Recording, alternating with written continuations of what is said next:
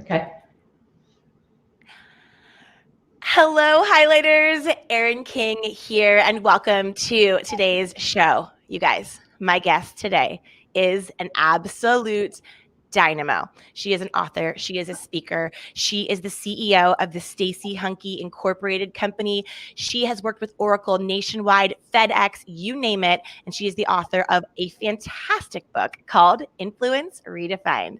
Stacey Hanke, how are you, my friend? Oh, I'm doing well. I want you to introduce everything I do, every Zoom call I do. This is so great to do this. Thanks for trusting me with your followers. Oh, absolutely. And I will say, when I very first met you, it was 2 or 3 years ago at the National Speakers Association. We were at this gala event. You were dressed in this beautiful red dress, I think I remember, and which is very on brand, I believe, for you. Yeah. And I did not know what you talked about. I had no idea what your topic was. And I remember within moments of meeting you being so drawn in by your communication style and your charisma. And without even knowing what you did, I was already sold. Like, I was so in. So not only do you teach it, but you really just embody it. So I just can't wait to have everyone listening soak up all of your brilliant nuggets when it comes to being influential. Oh, well, So feelings mutual. I remember that uh, night when we met and how much fun we had that night. But you mhm. always can tell, and I think that is part of influence too, right? You can just tell when I knew there was something about you that you were someone I wanted to have in my circle. So your followers are just, they're all fortunate to learn from you too.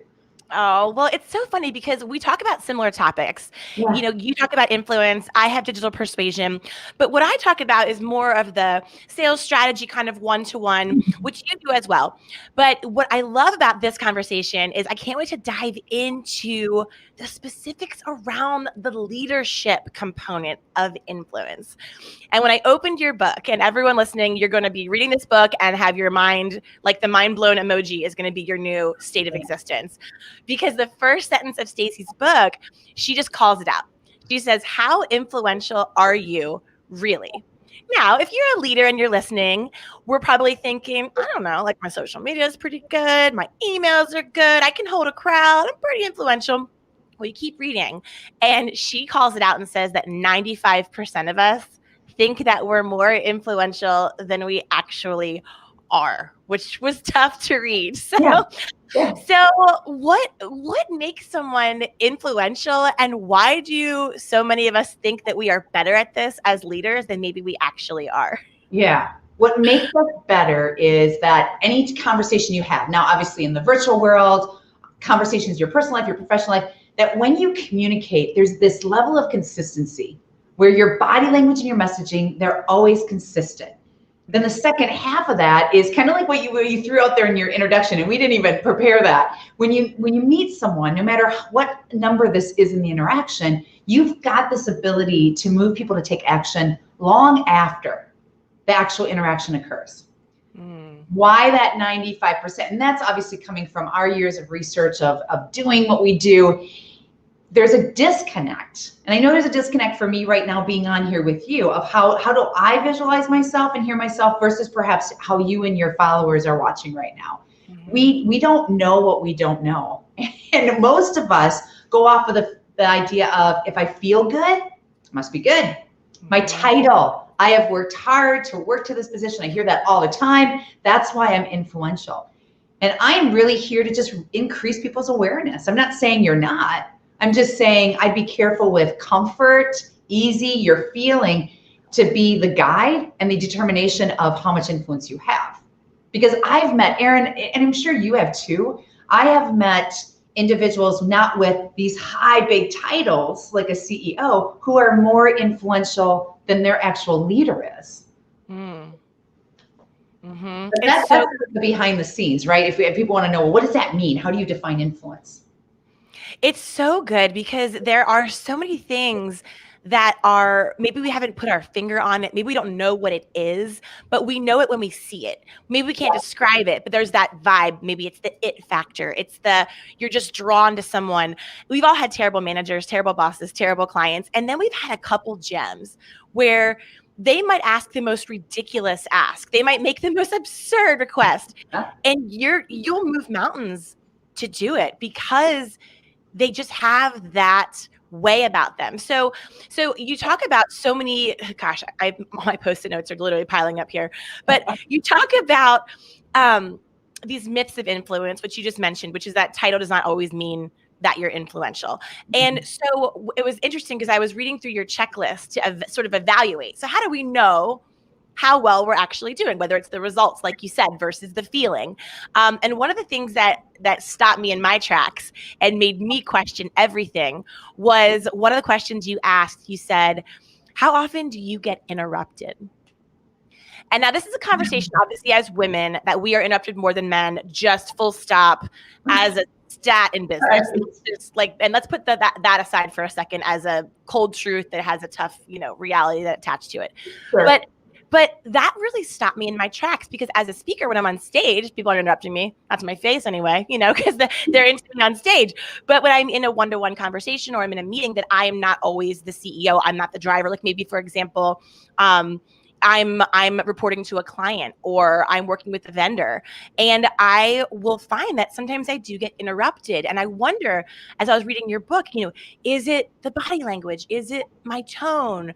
It's hard to pinpoint what is the thing that you're doing that's holding you back from getting that reaction and that result, to your point, that we really want. So how do we start to evaluate our particular influential leadership roadblocks or stutters? You got it. And the first of the evaluation is, first you need to ask for feedback. Okay. And never, ever accept good, nice job, that was great, because that is a bunch of what. And who's to say people aren't lying to you, especially depending on who you are, who you're asking, and where you are on that level of your seniority or your knowledge, your experience level. People start lying to you. They're not going to say to you, gosh, you're really boring on these Zoom calls. I get exhausted listening to you. Who's going to tell you that? You really need to find people in your personal and professional life to say, what do I do that creates impact, connection, engagement, whatever it is that your outcome you're aiming for? And then ask them, what do I do or say that doesn't create impact, doesn't create influence, is distracting? That's number one. The second one is something that we can all do now that we're all virtual. We have so many, at least everyone I talk to, you probably are hearing the same thing. We're on so many of these Zoom calls. You have every moment of the day to enhance your skills if you're willing to do it. And the best way to do it is right here. Record, record, record. Record yourself over and over and over. And when you watch the playbacks, you're really listening for, well, how did I feel in the moment versus what reality states. The third is you need an accountability partner.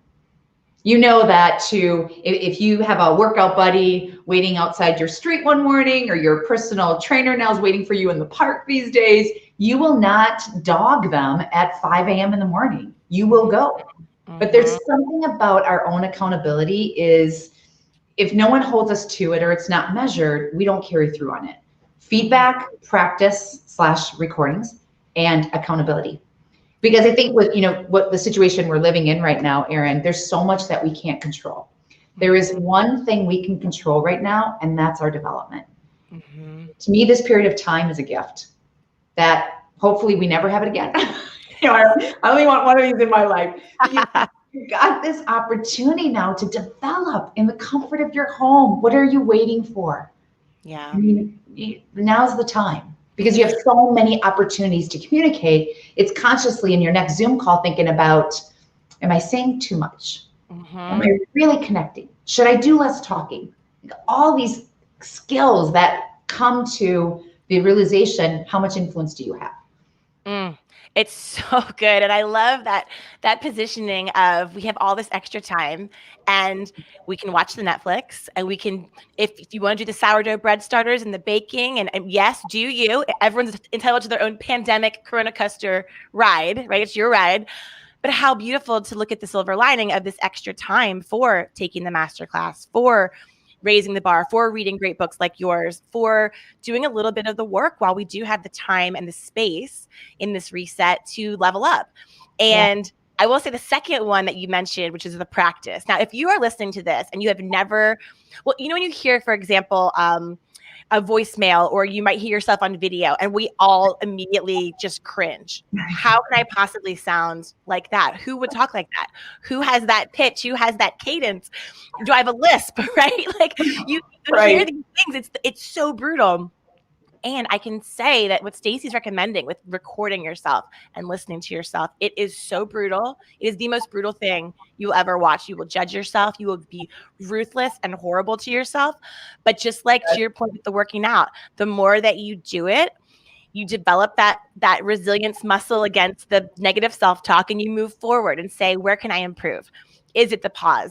Is it the filtering out the non-words? Is it my body language? Is it my cadence? Like there's so much that we can be working on. And I found it so helpful in your book because you list out such practical, small ideas. And what you say is with each time you record, just don't try to do all the things. Like focus on the one thing, right? I mean, that's kind of how you break it down so it's not overwhelming, right? Yeah. Focus on the one thing. Yeah. I always tell everyone, and think about, I don't know, I know you snowboard, right? You have a snowboard. So whatever the skill you've ever done that takes muscle memory, it's snowboarding, tennis, golf. You don't go for your first snowboard lesson and they take you to the very top. They lock and load you, right, into the board, and they say, okay, go. You take it in steps. So the best advice I can give is your next Zoom call, think only about having brevity, saying less. The next Zoom call, think about not getting distracted, not checking out where the dog is, not trying to calm down the kids if your camera's on, right? And it's taking all these calls that you're on in a day, camera or camera off, to really think about, how do I show up? How do I stay showed up? And what do I leave behind? Because Erin, think about how many calls you have in a day, in a week. That's making it even more difficult to have influence Monday to Monday. You're trying to get through the clutter. You're trying to stand out from the noise. Because if you don't, your message won't be heard. So one skill at a time, every skill every day. Tell us more about the Monday to Monday. I read that, Monday to Monday. So that's sort of your signature part of your program. Tell us what that is. It is. I got the concept from my mom and dad, believe it or not. Now, you and I have talked many times. So, you know, I grew up on a farm, and my mom and dad were this whole Monday to Monday. My dad just has this level of discipline, and as a farmer, you have to, right? And I remember growing up on the farm, never understanding like the chemistry behind how you swap fields out. I still don't get that. But I remember thinking, well, how hard we work. And if we're consistent, everything we grow in the spring would be our finances in the fall, right? And then I get into the corporate world and I realized, wow, so how I show up every time and the people that I connect and engage with is going to determine the type of business I run, the money in my pocket. This idea of Monday to Monday is twofold. It's not only do you need to be consistent with how you show up on these calls, how you show up in person, that's consistent every day of the week. It also ties to the body language and the messaging being consistent. Because I think what I'm seeing with some of the leaders that I'm mentoring right now is I knew them pre-March. Initially, when I saw them come up on webcam, I'm like, who are you? That is not the person I know in March who I really admire. And I keep telling our clients, just be careful. Be careful. You don't want to jeopardize your reputation in this virtual platform. You want to instead enhance it, that it's even stronger on the other side, whatever the other side might look like. That's the idea of Monday to Monday. It goes to those like an athlete, any golf pro, they don't practice a certain way and then go to the US Open and play a different way. And we do that though. We've got a high stakes Zoom call. We'll practice the night before and we'll turn it on that day. We'll wear the best of our best. And then next day we have a casual meeting and we're like, it's like, you're getting people to guess way too often and they'll stop guessing after a while. And then they stop guessing. I think that's without consistency, trust starts to get jeopardized. We can't lose that, especially in this platform. It's so good. And in your book, you say, you think you called it, don't save it all for the big gig, right? Yes. Like don't wait for the big gig. And I love that because we're all guilty of it. And we tell ourselves this narrative of, well, if I'm sort of really excited about it because I'm kind of winging it, maybe I'll have extra magic special juice that'll come out in my presentation that'll make me even more sparkly. It's like, no. To your point, you can't power walk 10 minutes a day and then run the marathon. I mean, it's just, and you're an athlete, you're a spin instructor, you're a Pilates teacher, you're a lifelong athlete. And so we both love a good sports analogy, obviously. And it's just, but it's so true. I mean, and it's funny because, you know, maybe you were in great shape before March, to your point with your clients. Maybe you were super fit, you were rocking your mile time and you're doing your personal best and personal records and all this. And then, you know, the environment has changed, the landscape has changed, the temperature's changed, and maybe it's time to kind of dust off, reevaluate, and reset a little bit. So I think what's interesting about your book is you talk about redefining influence, obviously, as the title is called, and you mentioned Influence 2.0. And Influence 2.0 for you is sort of what worked then doesn't work now. So I'm curious, in hearing you talking to all these clients in the last 6 to 9 to 12 months, in the age of COVID, the Rona and the Corona coaster, whatever you want to call it. We're calling it the Poundemic in our house because we've gained a couple pounds in the last couple months. But what does Influence 3.0 look like? I mean, how have leaders that you've worked with, how is what influence is for them changing in the face of shifting workplaces and new challenges and new attention spans and new mediums? I mean, there's so many factors. I know it's a big question, but what do you think is one of the number one things that you're seeing that's changing when it comes to influence in these kind of new times? It's trying to figure out this box. Because the good news is you only have a box. The bad news is you only have a box. That's so true. Right? That is so true. What I hear, I'll just tell you what I've heard. Now that 9 months, there's always this, from month to month, I notice with my clients, there's this consistency no matter who they are. And the number one right now, the challenge is, how do I keep my people's head in the game? How do I keep them motivated? Because my team is burned out. They're struggling in the home office. I really have not heard anyone that says, I wish I could live this lifestyle the rest of my life. I'm talking about the level that we are living in right now. The second is, how can I recreate the hallway conversation, the water cooler conversation, the lunch, the coffee? Because I mean, that's how you and I met. That's how our relationship built. I mean, to me, so much of a relationship is really built in that type of environment. Now, here's the positive. I also then come back to the leadership and say, here's the good news. You're inviting people into your home. So first, really reevaluate the setup, because you can kind of personalize it a little bit. Just be sensitive, obviously, what you're sharing. And second, it's more of a casual conversation if you turn on your webcam. What I mean by that, if I look at the big silver lining for me, has been the relationships that I have created and built. I mean, some of my clients I've known for 10 plus years. I didn't know them before March. I didn't realize I didn't know them. But now, because we are requiring, anytime if you want to meet with us, you've got to turn that webcam on, because we know that we can really build relationships here. So you see how it's all kind of layered. I think this is the 3.0.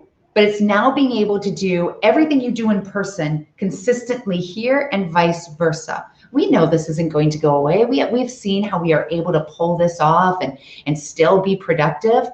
It's going to be the combination of both. And before, it was always, teach us how to do in person. And once in a while I do virtual. So if you want to chat about it, I'm happy to chat about it. But I'm not really that good, and I really don't need to be that good.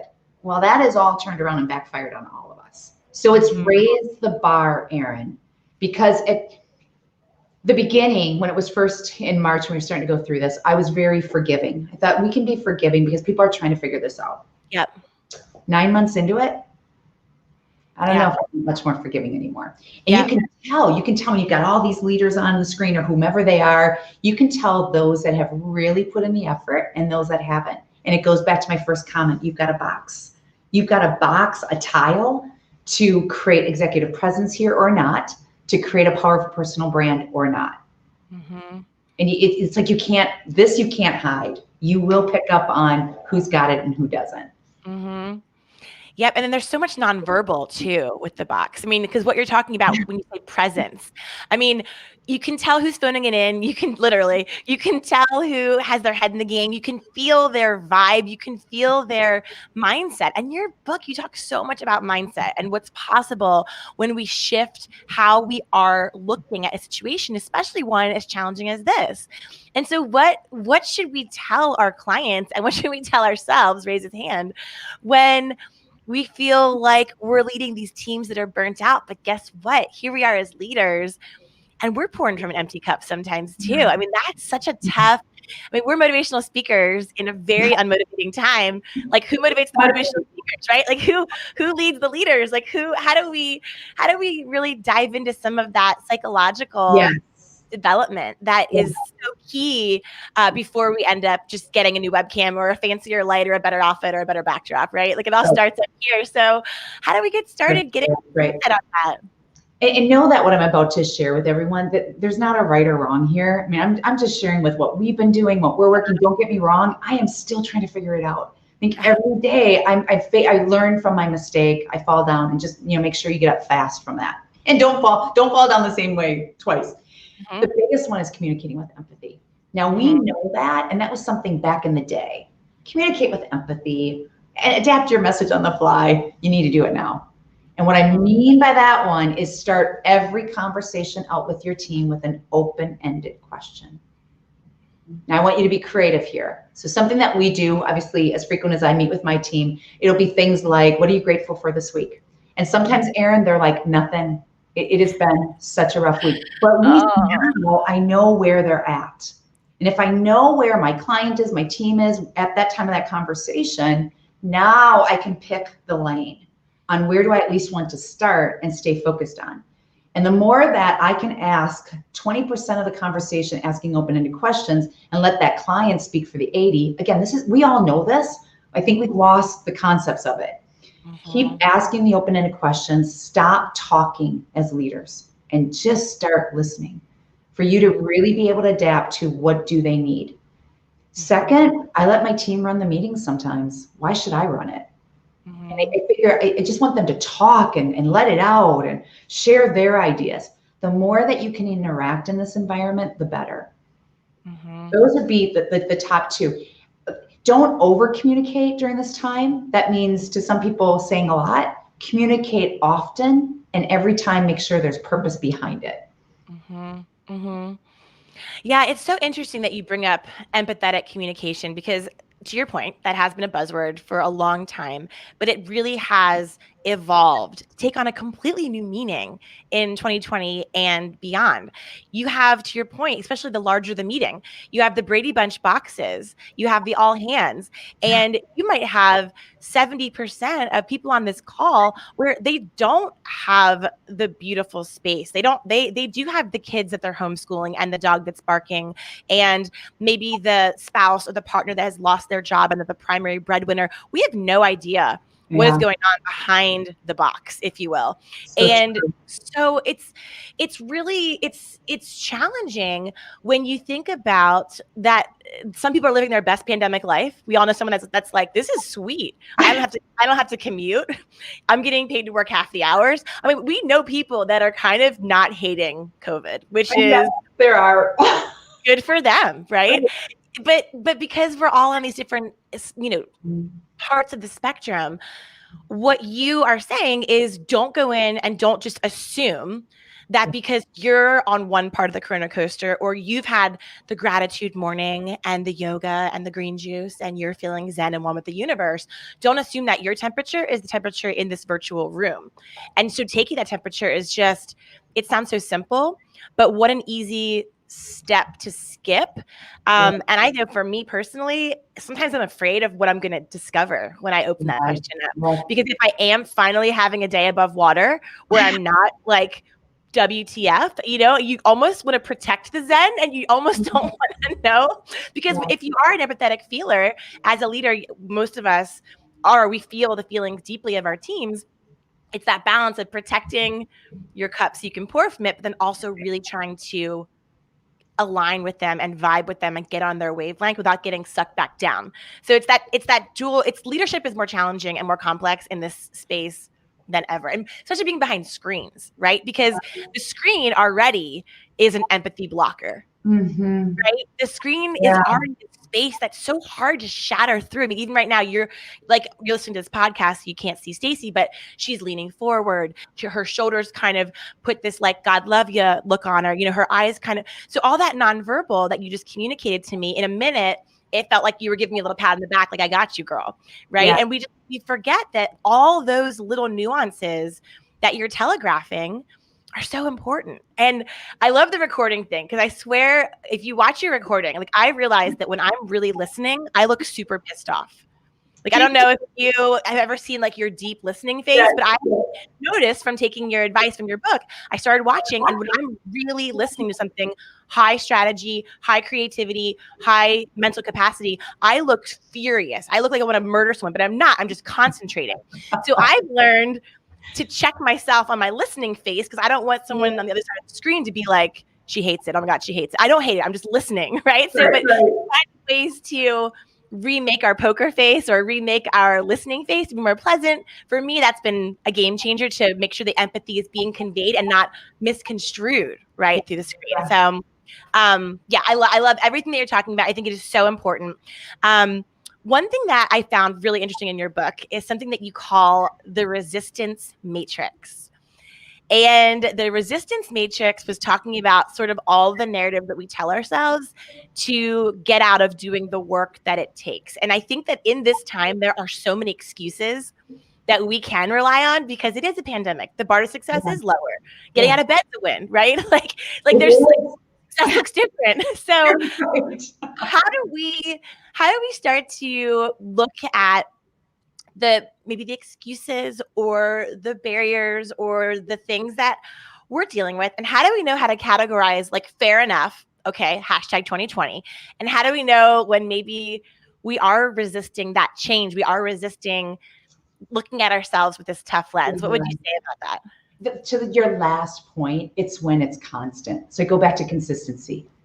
And that's like anything. You know that you need to look closely at a behavior when it's been consistent, when there's a long pattern. Because I go back to like you had said too, let's just call it what it is. We all have tough days. Yeah. We have tough days and we have good days. And then we have great days, and all of a sudden there's a tough moment. Like that's reality.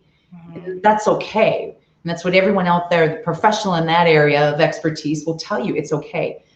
It's when you stay there. And it's excuse after excuse after excuse. And we're working with someone right now with their leadership team. And there's one in particular. There was just a pattern. And every time we would meet virtually, there was always an excuse. And finally, I thought, I got to call it out. Because if I don't call it out, no one in their life is going to call it out. And I said to her, I go, so what happens after COVID? And she's like, well, what do you mean? I go, what's going to be the excuse after COVID? And she kind of pushed herself back. And I said, you know what I mean? It goes, so before COVID, what was the excuse? And I think when we fall into this mindset of, well, I don't have time. You know what? You'll never have time. You're never going to have time to develop yourself. So just get over that concept. You're never going to have time to take care of yourself. I mean, all of that is real. But yet, I was just reading a quote yesterday, and it was through Tony Robbins. I'm a big Tony Robbins guru. I love all that stuff. And he says that successful people do what unsuccessful people won't do. Mm-hmm. It's that simple. So when you fall into the trap, this might help you out. Have someone in your life to give you the push.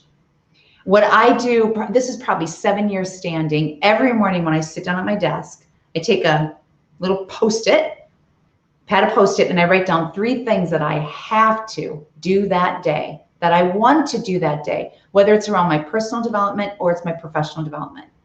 Now, that was just kind of a day-to-day thing. Didn't give it a lot of thought before March. That's shifted, given that a lot of thought. And those 3 things that you identify, you cannot transfer those over into day 2. You got to get them done.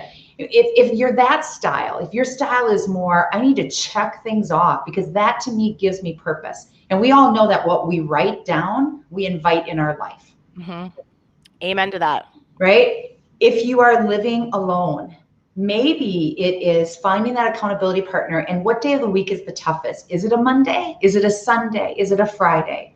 And do a FaceTime. Just have that connection to do a quick recap. What did you do this week? What didn't you do this week?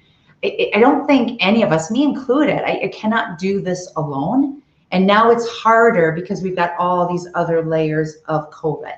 Mm-hmm. This too will pass, is what my grandmother always said. She kept saying to me, Stacey, every moment is a moment in time, and this too will pass.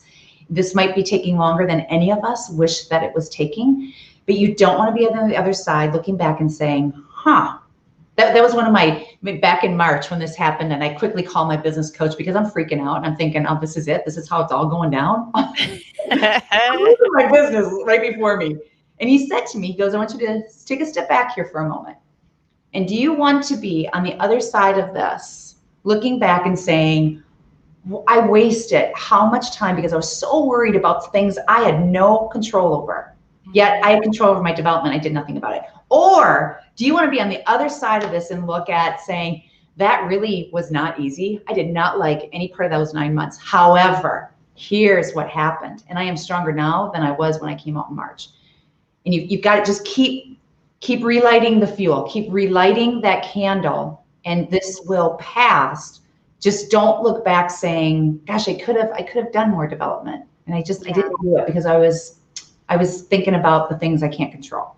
Yeah. Yeah, it's so good, Stacey. And I'm also a huge Tony Robbins fan. And I took a lot of his life coaching courses and certification programs. I think he's great. And I know he's controversial, but I think he's great.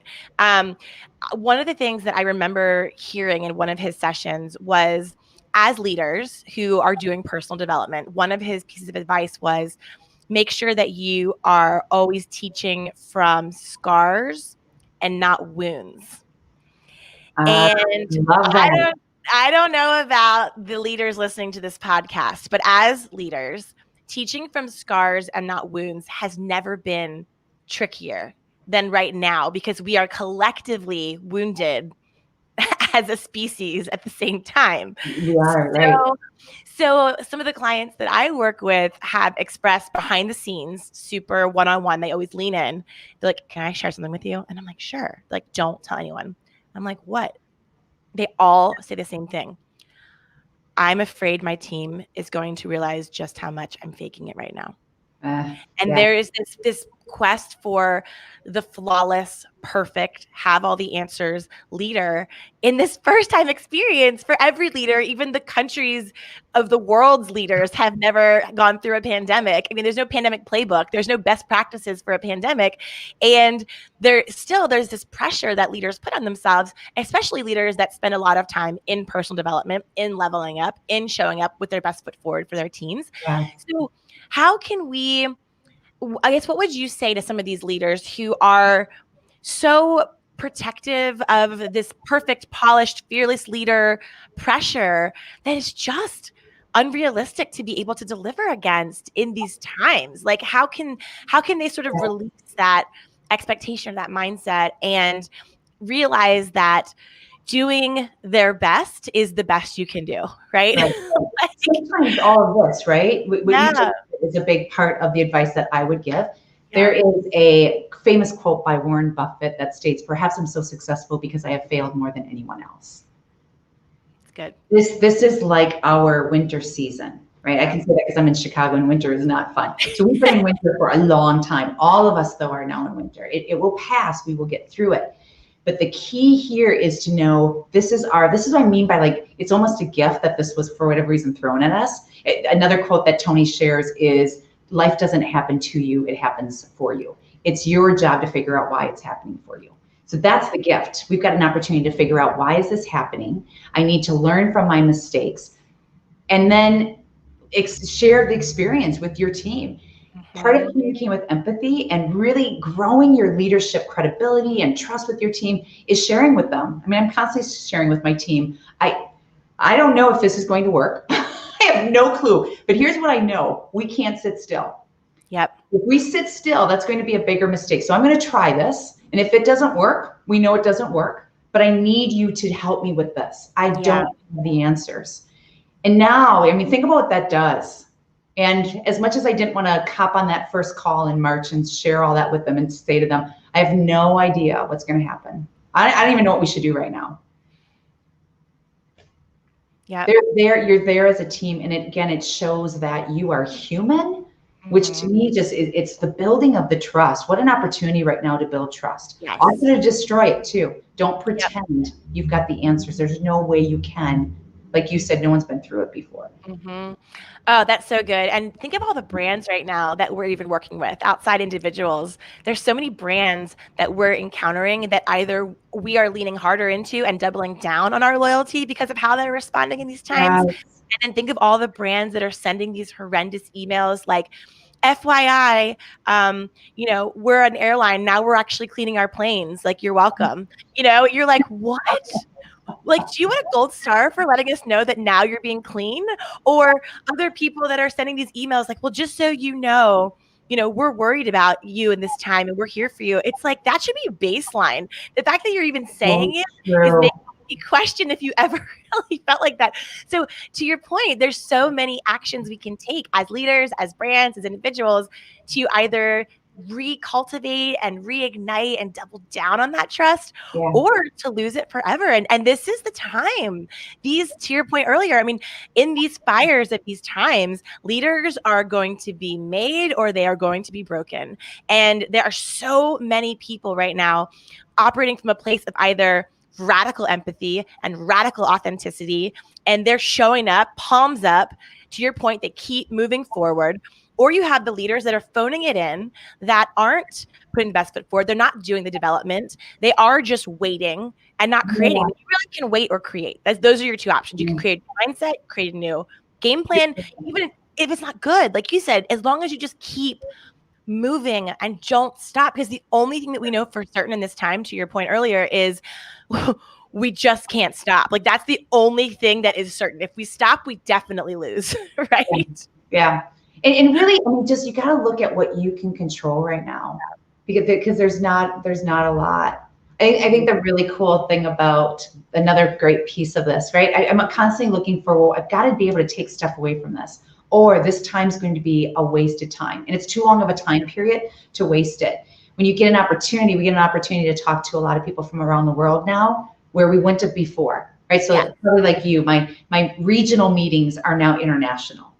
And when you bring all these people on, if this helps your followers, if you're having just a really bad day, someone has it worse than you do. And I start talking to all these people, and no matter what corner of the world they are, this pandemic has brought us all together in a virtual environment that is such a gift. I hope people don't forget about that. And this idea of the brands that you were talking about, there's one thing I want to make sure, I'm gonna announce it loud, because now more people are hearing me commit to it, right? There's one thing I don't want to lose, is the time that I now make for my clients that I didn't before. I took it for granted. I took our relationships sometimes for granted, or how much thought process I put into every call or every action step that we do. See, when life is good and you're fat and happy, you're just going through the throes of it, well, that's easy. That's easy to be a leader during that time. And so look at what you're doing right now and try to keep it consistent long after this. Those silver linings that you have, hang on to those. Yeah. No kidding. Because there really are. I mean, there are so many. And this is why it's a Corona coaster. Because some days the silver linings are so sparkly and evident. And you're thinking to yourself, I haven't worn pants with buttons in like a month. This isn't too bad, right? Like, my athleisure game is up. Exactly. Active, right? So there are some, but then other days, if you've been, pushing through and sprinting and bringing your best foot forward and going for it, other days you'll just have either you read the wrong headline or you have the one bummer conversation, and it's a trigger. And I don't know about you, but I will find that I will just have to take a time out and allow myself that space and that grace to not be bulletproof and not be, and we see our friends on social media or other leaders on social media, and we're constantly comparing, they have better setup, they're more resilient, they wrote 17 books in quarantine, whatever it is, right? And, but we have to resist the urge to look at other people's paper and keep our eyes on our own, right?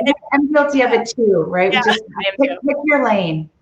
And your lanes are going to have to get adjusted because everything is changing so fast. But wow, you hear people say, do you right now? You really do. Just make sure it's the best of you.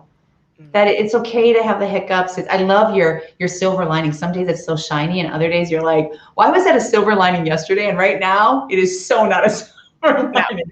What was I thinking? But tomorrow is another day. My husband always says that in the morning. He goes, it's a new day. And there, initially I thought, would you just stop saying that? But it's true. You get another shot.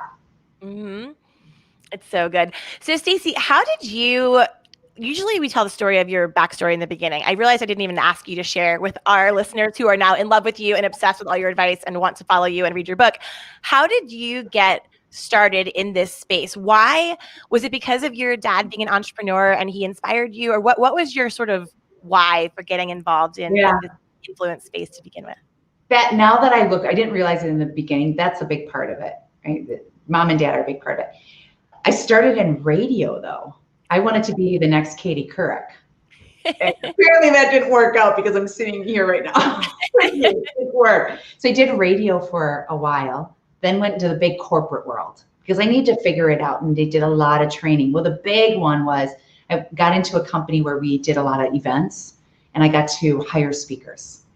So the obvious, why not watch what they were doing, hung onto their shirt tails to just really figure it out. Had a couple of other large organizations that I was a part of, always in learning and development. The big underlining piece though, tying back to growing up on a farm, is I was always intrigued with how people behave and the results that they would get. Mm-hmm. Like I always saw that connection. And then I really got intrigued with how come that's the only thing you get to control. How come some people really blow it and some people are really good at it? Like, what is that? And then I got into the whole body language and really just like a lot of people's stories, 18 years ago, some of my past clients were asking me, hey, we'd love for you to come speak at our event or teach our salespeople. And I thought, what? I have no idea what I'm doing. They go, no, just show us what you do. I'm like, wow, that I could do. It just really evolved from that. And then over the years, especially now, I think for us having to go virtual, and because our topic applies here, and your topic does too, Erin, this has just leveled us up to say, I always knew influence was important, but now it's a make or break. Mm-hmm. It's so good. I love that story. And I especially relate to the part of the story where when they asked you if you would come and speak, you're kind of like, what? Is this a thing? And they said, just show us what you do. And when you teach what you know, you can never go wrong. Because even though for you, your farm charm, to you, it's organic, no pun, right? Like for you, your farm charm, right? Like you're able to just do it. You're able to influence. You're able to get people on board because of how you grew up, because of watching your parents, because of where you're from and that Midwest charm. And you have this innate ability to just do it. And so I think what's interesting for the leaders that are listening to this is don't forget, just because it's easy for you, it doesn't mean it's easy for everyone else.